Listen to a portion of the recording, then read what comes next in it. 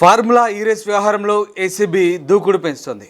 Formula ఈ-రేస్ సంస్థకు సంబంధించిన డాక్యుమెంట్లను పరిశీలించి మరొకసారి 10 మందికి నోటీసులు ఇవ్వబోతున్నట్టు తెలుస్తుంది. ఆ 10 మందిలో కేటీఆర్ కూడా ఉండబోతున్నారనే ప్రశ్న తలెత్తుతోంది.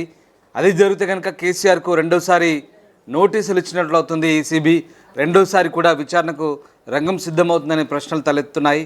మొత్తం మీద ఫార్ములా ఈ-రేస్ వ్యవహారంలో ఏసీబీ దూకుడు పెంచింది. మరొకసారి విచారణకు రంగం సిద్ధం చేస్తున్నట్టుగా తెలుస్తుంది. ఈ విచారణలో భాగంగా ఏసీబీ ఇక కేటీఆర్ను మళ్ళీ విచారించబోతుందనే టాక్ వినిపిస్తోంది. 55 కోట్ల దుర్వినియోగానికి సంబంధించి ఈ విచారణ కొనసాగే అవకాశం ఉంది. ఇప్పటికే ఏసీబీతో పాటు ఈడీ కూడా విచారణ సాగిస్తోంది. ఇక ఈ ఫార్ములా ఈ-రేస్ కేసులో రెండో విడత దర్యాప్తు ఏసీబీ ప్రారంభించింది. లండన్కు చెందిన ఫార్ములా ఈ ఆపరేషన్ సంస్థ ఆర్గనైజర్ గ్రీన్కో ఏస్ నెక్స్ట్ జెన్ అందించిన పూర్తి డాక్యుమెంట్లను పరిశీలించిన తర్వాత మరొకసారి విచారణకు రంగం సిద్ధం చేసింది. దర్యాప్తులో భాగంగా ఇక పూర్తి డాక్యుమెంట్లను మరో 10 మందికి నోటీసులు కూడా ఇచ్చి ప్రశ్నించాలని నిర్ణయించింది. ఈ నేపథ్యంలోనే ఏసీబీ హెడ్ క్వార్టర్స్లో ఇందుకు అవసరమైన ఏర్పాటు చేస్తున్నారు.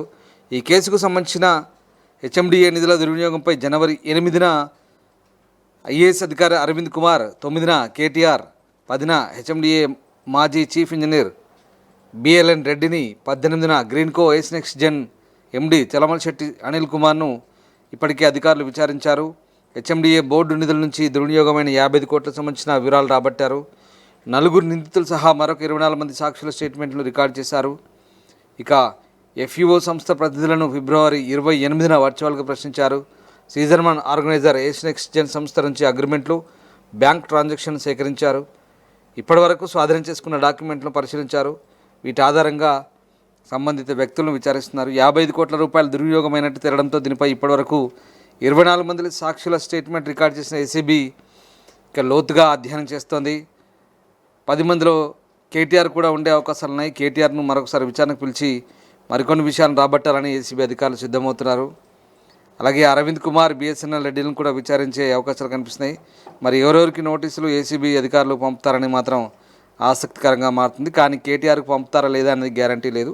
గతంలో కూడా కేటీఆర్కు నోటీసులు ఇచ్చి విచారణకు హాజరు కమ్మంటే హైడ్రామా కొనసాగింది. అప్పుడు కేటీఆర్ని ఏం విచారించలేదు.